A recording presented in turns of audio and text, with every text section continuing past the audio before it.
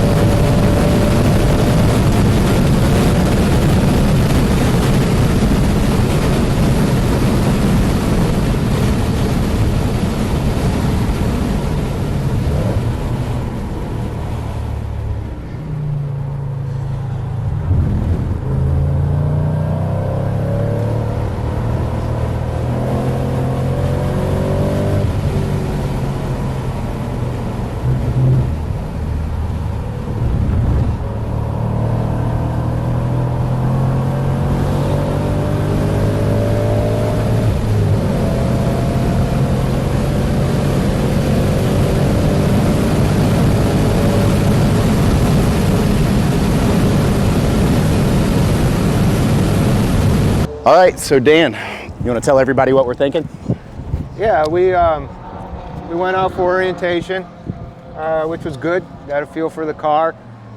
If you don't know what orientation laps are, it's just basically all run groups get to go out, yellow flag, standing yellow, no passing. Brakes, that's our weak point on this. We kind of knew that going into it. It was kind of an impromptu event. The car we wanted to bring wasn't ready, so we decided to bring Brad's M5, and car did great. Like we said, we went out at 28 psi, came back in at 36 to 37 psi. These Contis at 340 treadwear felt really good, to be completely honest. You know, with both of us in the car, we're north of 4,000 pounds, probably 42, 4,300. Suspension felt good. Towards the end of the session, well, let me back up. So we did, after the orientation, then we were the first out in the red group, which there are a lot of fast cars out, you'll see in the video. And when we went out on that session, on the out lap, the Corvette hit the wall coming out of turn, I don't know, 5-ish, 7. And so that black flagged the session, which brought us down to like a 15-minute session, which ended up being fine. We held our own out there. You know, we saw 140 down the back straight, running mid 220s with the car. Realistically, the brakes are the weak point. Heading down the back straight, we would lift at the top of the hill and just kind of coast into the flag markers. And then same thing on the front straight, pretty much lifting in 4th gear at the kink, and then just letting the engine help slow the car down, decel, and then getting on the brakes. The car's pretty much, it's 3rd, 4th, 5th gear around the track. We could hit 5th on the front, but we don't got enough brake for it. We do hit 5th on the back straight, but we're still lifting early for that. And just having a real good time. The power steering did get a little stiff when we brought it in. There was a little bit of fluid that got pushed, and which is normal, you know, out of the vent. So what we think is going on is the reservoir is probably the original res with 200,000 miles on it, and the filter that's built into the reservoir is probably a little bit on the clog side. So we're going to go out this next session, and we're going to see how it does. The power steering's a little bit stiff, but if it stays where it's at, I'm good with running the rest of the day. If it worsens, then we're just going to call it for today and make sure we don't hurt the pump. All in all, car did great. Didn't consume any oil. There's no oil on the back bumper from it being burnt. We got a tight engine, and used about a 1/4 tank of gas. So it was a good run. What'd you think, Brad? I agree. One of the concerns that, you know, everybody has when you install headers on these cars is heat, and it seems to be cooling perfectly, you know, obviously at the speeds that we're running. We don't have any concerns with the ABS module. The power steering lines seem to be fine. So it seems like it can take a beating for 30 minutes, 15 to 30 minutes. We'll test the 30 here in a moment. But yeah, very impressed. And, you know, to be an 01, she's still holding her own out here. Oh yeah, yeah. I'm glad you brought up the headers. So, you know, these headers the stock headers are a double wall with a 3mm air gap for insulation. These are single wall header, individual tubes. And we did have some concern because, you know, it's rumored that the DSC modules will fault from excessive underhood temps. And we found that, you know, we came off a track, opened the hood, and put your hand right on the module and the block itself. So as long as you got good airflow going into the engine, even with headers, we don't really see that being an issue. Yep, so. Definitely looking forward to putting some pads on it and having another event in December, but we're going to keep it going today, just keeping you guys updated. Let's get back to it.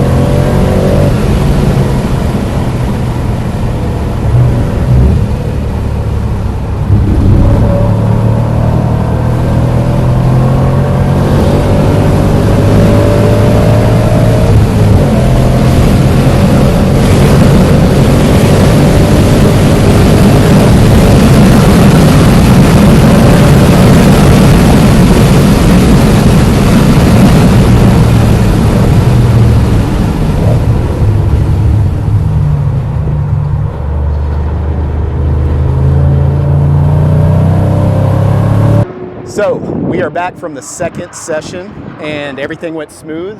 The car remained on track, on line perfectly. I'm gonna let Dan tell you guys some of his insights from being behind the wheel.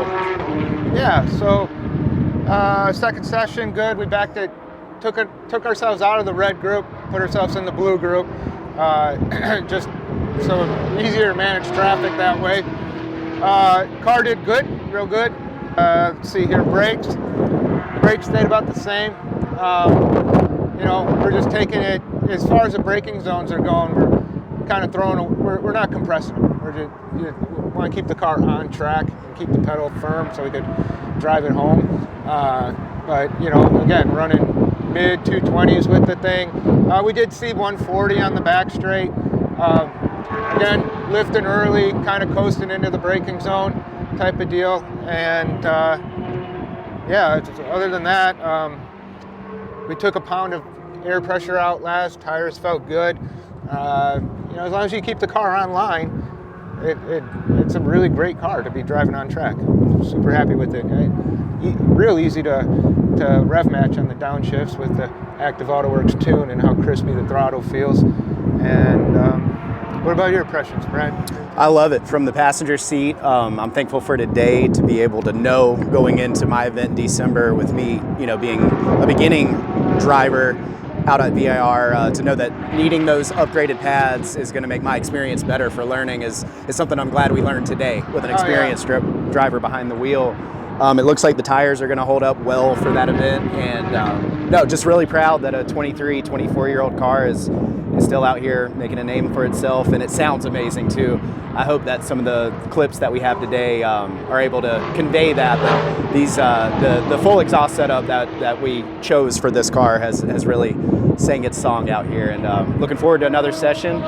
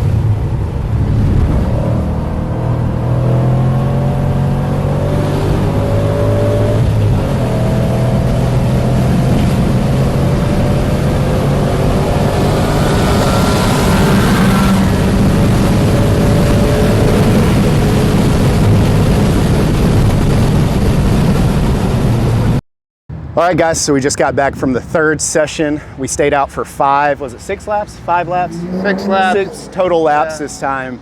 And the car did fantastic. We both came in with a smile on. I'm gonna let Dan speak to the you know, experience that he had behind the wheel, but I'll tell you from the passenger seat, It felt strong, it held its own. We had a lot of good competition in the group as far as newer cars to see how the test of time stood for the E39, and I couldn't be more happy with it.